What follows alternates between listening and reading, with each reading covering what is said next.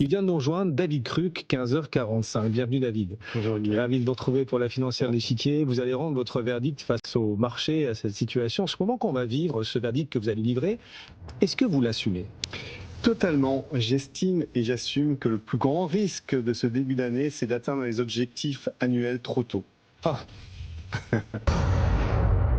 Vous êtes haussier sur le marché. Vous pensez que le marché va monter, mais vous craignez que le marché en fait monte encore plus vite qu'on l'imaginait. Bon, haussier, ça, c'est pas vraiment une nouvelle, Guillaume. J'ai toujours été haussier, mais je voudrais pas qu'on rentre dans l'hystérie. Euphorie, oui. Hystérie, non. Alors, je sais qu'on est dans un monde où le gaming est très intéressant. Tout le monde parie sur Polymarket en permanence. Je sais pas si vous le faites. Mais bon, il y a une différence entre investissement et jeu quand même. Donc, c'est là où je veux en venir. C'est que, effectivement, je pense qu'on a toutes les raisons d'être euphorique. Il faut être euphorique parce que l'économie est en croissance.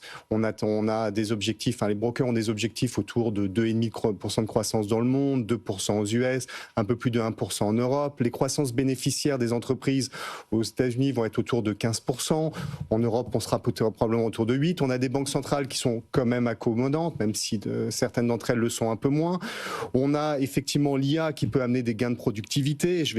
Le consommateur qui est résilient, il va même avoir aux États-Unis, il aura des baisses d'impôts qui seront bien supérieures à l'année prochaine, qui va probablement potentiellement les remettre encore une fois dans le marché, comme on a vu dans la période de Covid. On parle de 3 800 $ en moyenne de remboursement d'impôts pour les contribuables américains, voire même plus, je pense. Il y a ce broadening, cet élargissement des thèmes dans le marché aussi, qui est très positif, moins de concentration. Et puis du M&A et des share buyback. Bon, voilà, vous avez compris le message. Voilà, rachat d'actions et fusion-acquisition. Plus le Trump trade, on peut en parler, mais ce début d'année, il est euphorique. Et ça, c'est bien, parce qu'on a toutes les raisons de l'être. On a toutes les raisons de l'être. Maintenant, une fois qu'on a dit ça, il y a un risque d'embouteillage des investisseurs dans le marché. Et c'est ça qui m'inquiète un petit peu. Alors, inquiétude, pour moi, c'est pas très important parce qu'encore une fois, je pense que les marchés vont progresser de 15% cette année. Mais c'est vrai qu'on voit qu'il y a très vite, les investisseurs se sont mis à l'ouvrage pour acheter les marchés. Les métaux précieux, vous venez d'en parler, l'argent, l'or montent beaucoup. Je voyais l'indice de Shanghai qui n'a pas baissé depuis le 16 décembre, je crois. C'est-à-dire, c'est sa plus grande série depuis 1993. Donc, on a des séries de hausse. L'indice en Corée avait pris 78% l'année dernière. On vient d'en reprendre encore entre 5 et 10%. Déjà, là, depuis le 1er janvier. Depuis le 1er janvier, on a entre 5 et 10% de hausse en Corée et à Taïwan. On a, il y a d'autres choses. Il y a beaucoup de choses qui montrent, en tout cas, que les investisseurs, dès ce début d'année, se ruent un peu sur les marchés et sur des thématiques. On voit aussi les small and mid américaines qui ont pris aussi 5-6%. Donc, ça va très vite, ça va trop vite. Et moi, j'aimerais, pour être heureux, c'est que ça soit une hausse graduelle. La hausse graduelle dans le marché, c'est le meilleur ami qu'on peut avoir.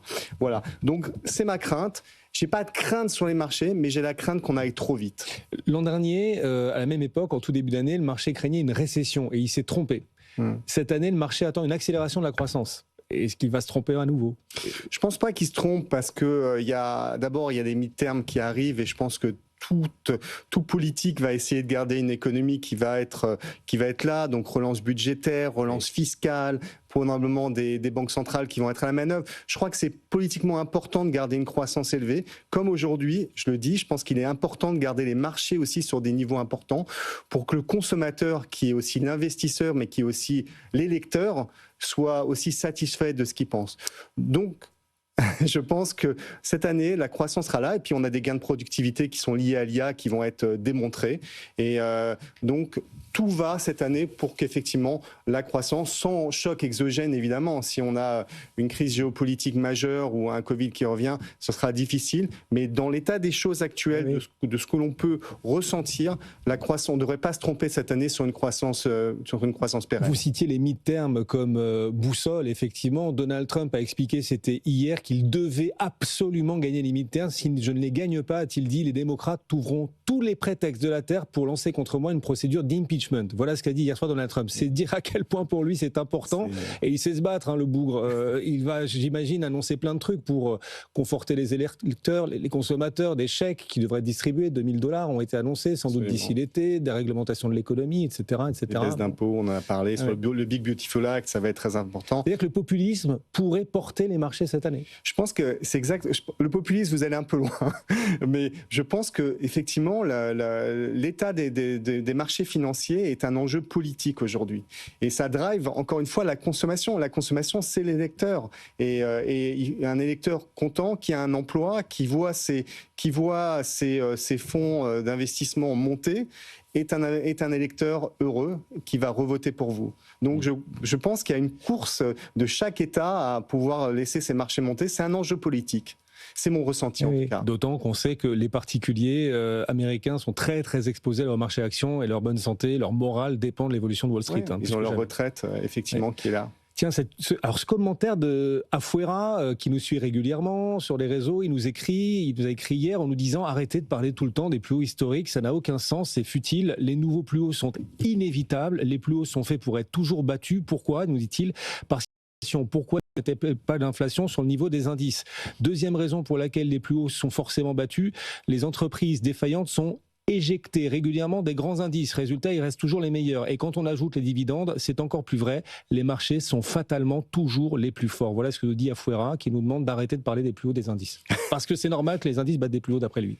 Alors c'est normal, bon, on n'a pas toujours connu ça, mais c'est vrai qu'en ce moment c'est normal. Je pense que le marché action est surtout un marché qui est le plus liquide au monde. Et si on est une génération qui veut aller très vite, qui veut pas être bloquée sur ses investissements, et c'est vrai que l'action aussi, c'est pas évoqué dans le commentaire, mais c'est l'actif le plus liquide, et donc c'est l'actif qui paie le plus à cette nouvelle génération. Et ça c'est important, c'est une génération qui va s'intéresser, qui s'y intéresse de plus en plus. Après l'inflation, bon déjà je trouve qu'il n'y en a plus beaucoup, mais c'est vrai que les actifs peuvent continuer à progresser parce qu'il y a une équation mathématique, Guillaume, on en parle souvent, mais la demande des particuliers est immense, la demande des institutionnels bien sûr est là, la demande des sociétés dans les rachats d'actions est là, donc on voit aussi les fonds momentum qui poussent les marchés, et à l'inverse de ça, les offres dans le marché, ce qu'on appelle les IPO, bon, il y a eu une petite relance l'année dernière, pas en Europe mais dans le reste du monde, mais c'est faible, donc cette équation de toute façon, elle va apporter de l'inflation, en tout cas de la hausse dans les marchés, ça c'est sûr, c'est une évidence. Sauf que tout n'est pas gagné, les marchés sont évidemment volatiles, ça on le rappelle à chaque fois, ça reste un placement risqué, même si dans la durée ça permet de bien performer bien sûr. Mais vendredi par exemple, aux États-Unis sera publié le rapport sur l'emploi américain. On craint une poursuite du ralentissement du marché de l'emploi, là, David, c'est pas forcément positif. Ça, c'est passionnant, Guillaume, moi, je trouve. Parce que je pense qu'il y a 6 mois, si on avait eu des créations d'emplois proches de zéro, on aurait crié à la récession. Et aujourd'hui, on sent qu'il y a une décorrélation entre croissance et emploi. Et ça, je trouve que c'est assez exceptionnel. C'est vraiment un thème. Je pense que je reviendrai vous voir d'ailleurs avec une punchline sur ce thème. Alors, c'est peut-être trop tôt pour dire que l'IA crée de la croissance et en même temps enlève de l'emploi, parce qu'on est dans une révolution qui est juste maintenant, mais qui va devenir de plus en plus intense. Mais probablement que finalement, l'emploi est moins cyclique aux États-Unis. Il y a des soutiens budgétaires qui sont énormes. Il y a eu de l'immigration il y a moins d'offres, en tout cas d'emplois, clairement. Il y a cette démographie aussi qui joue. Donc, on a le sentiment que finalement, l'emploi est peut-être, là je le dis, je vais peut-être faire hurler certaines personnes qui vont regarder, mais peut-être est moins important comme curseur, comme benchmark de l'économie.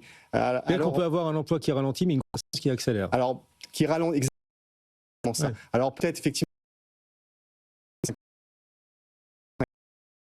au-dessus de zéro, le chiffre qui va sortir, il sera peut-être plus si important que ça, et la Fed va peut-être regarder autre chose maintenant que l'emploi. Je trouve que ce thème, il est passionnant, on va le creuser. Alors, on voit qu'il y a quand même une belle surperformance des actions européennes par rapport à Wall Street.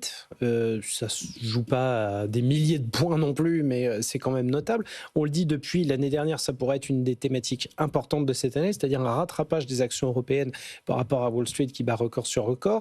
Et est-ce que cette tendance pourrait s'installer sur les mois à venir ? Moi, je pense qu'effectivement, de toute façon, il y a un élargissement, il y a un broadening. Les investisseurs veulent être investis partout dans le monde, que ce soit en Asie, aux US et en Europe, et on ne laissera pas une zone géographique derrière nous. Et ce qui est sûr, c'est que le value a bien performé l'année dernière. D'ailleurs, on a vu les banques, si elles sont encore value d'ailleurs, mais on a vu beaucoup de secteurs value qui ont bien performé. Et l'Europe est le miroir de la value. Donc, si un investisseur aujourd'hui dans le monde veut s'intéresser à la value et effectivement ce thème ressurgit depuis maintenant 2 ans, eh ben, il est obligé de s'intéresser à l'Europe. Et dernière chose, les hedge funds ont beaucoup vendu l'Europe ces derniers mois, ont enlevé leur surpondération sur l'Europe. Ça veut dire que ils risquent de pouvoir revenir, si vraiment le thème de l'Europe et si la performance de l'Europe repart, c'est clair qu'ils vont s'y réintéresser largement cette année. Donc je pense qu'effectivement l'Europe sera une zone géographique à performance et qui va être dans les intérêts des hedge funds. On croise les doigts Je vais y David arriver, Truc, cette financière de l'échiquier. Merci beaucoup, David. Guillaume. Merci d'être passé nous voir.